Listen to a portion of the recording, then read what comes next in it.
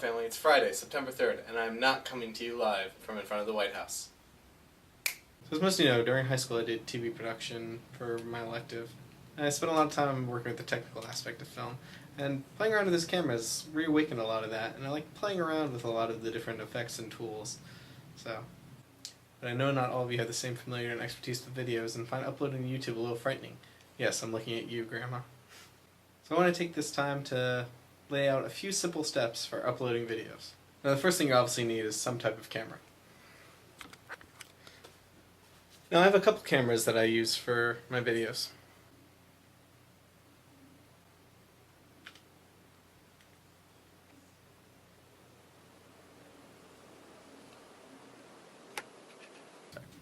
Now any digital camera that's been manufactured any time in the last 7 years or so is going to have this little symbol right here, indicating that it can take movies as well.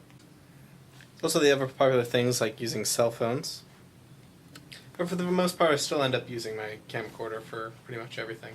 Camcorder can also take digital stills, so it's handier to keep that around than try and manhandle 3 different things at once. Once you have your video, you need to get it off the camera, which means one of 2 things: either a cable or a memory card.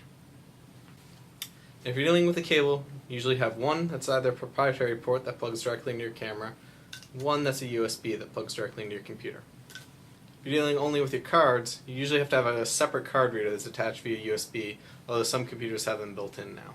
And once you've got the camera connected and powered on, you need to have some kind of software that's able to take it off. Because all my cameras are Sony cameras, and because Sony's software has a couple of extra features like facial recognition and a pretty neat organizing system, I use Sony software to import all my things, but you can pretty much use whatever. For most point-and-shoot digital cameras, you can just drag and drop directly from the File Explorer or wherever you want it on your computer. However, a lot of cameras have proprietary file formats, and you'll need to use the software that comes with it to import it into your computer. Now once you've got it on your computer, what are you going to do with it? Now a lot of times the video you take with cameras, camcorders, everything else, it's filled with a lot of dead space, a lot of wasted shots, everything else, and it's not as clear-cut as you want. So you want what's called a non-linear editor. Non-linear editor allows you to go in and choose specific moments from the tape that you want and discard everything else.